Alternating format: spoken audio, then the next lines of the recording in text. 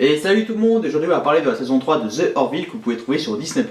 Alors The Orville c'est une parodie de Star Trek et comme la série originale, les épisodes ne sont pas interconnectés, c'est tout le temps une petite aventure à chaque fois, à part certains.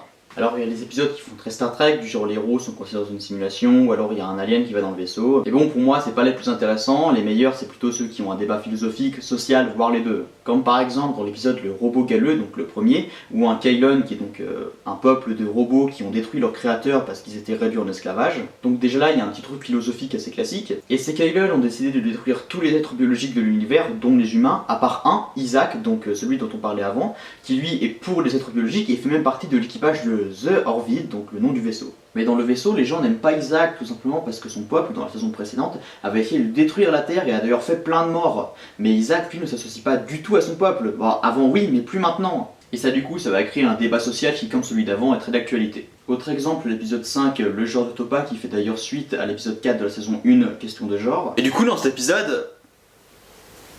Ah oui, en fait, je filme pas le même jour parce que ma caméra marchait plus. Du coup, j'ai dû en racheter une autre. Super.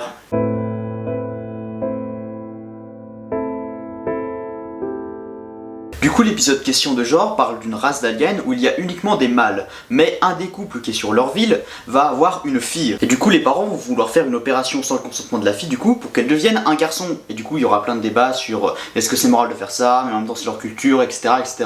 Et du coup, dans l'épisode Le genre de Topa, l'enfant qui est maintenant devenu adolescent se demande mais pourquoi est-ce que mes parents ont fait une opération sans me demander pourquoi je suis un garçon, c'est pas normal. Et du coup, ça va faire plein de débats, des gens qui vont dire ci, des gens qui vont dire ça, etc., etc. Bon, c'est vrai que c'est pas vraiment une situation qu'on peut retrouver dans la vraie vie, mais ça reste quand même très intéressant dans le contexte de la série et c'est un sujet qui est très débattu en ce moment. Et il y a un autre épisode dont j'ai envie de vous parler, c'est L'avenir reste à écrire, qui parle de la mécanophilie. Du coup, dans cet épisode, Isaac, le robot dont on parlait avant, demande à mariage une humaine et du coup ça crée plein de débats sur est-ce qu'un robot peut vraiment aimer, etc., etc. Ouais, il y a beaucoup de etc. dans cette vidéo. En parlant de ça d'ailleurs, j'ai bien aimé l'évolution de Charlie Buck. Bon, là il y aura du spoil, du coup je vous mets le timecode en haut, mais en fait au début elle déteste les Kylon et petit à petit elle va commencer à les aimer jusqu'à se sacrifier pour eux et ça va faire que les Kylon vont remettre en question les préjugés qu'ils ont sur les êtres biologiques. En résumé, j'ai adoré cette saison 3 de The Orville, c'est une série qui au début n'était qu'une simple parodie de Star Trek mais qui petit à petit a développé son univers et s'est créé une propre mythologie.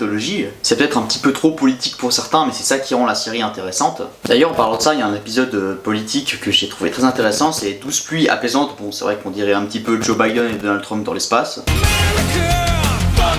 Et il y a aussi l'épisode Domino qui est rempli de tension et d'action et qui est juste génial, je vais pas vous spoiler mais regardez-le vraiment. Je vous dis juste un truc, c'est que c'est un parallèle à la dissuasion nucléaire. Bon, il y a juste un défaut que je peux dire sur cette série, c'est que les effets spéciaux sont globalement nul à chier on va dire, mais ça s'améliore au fur et à mesure des saisons. Bon, après c'est peut-être une référence à la première série de Star Trek qui avait des effets spéciaux, on va dire que c'est pas les meilleurs quoi.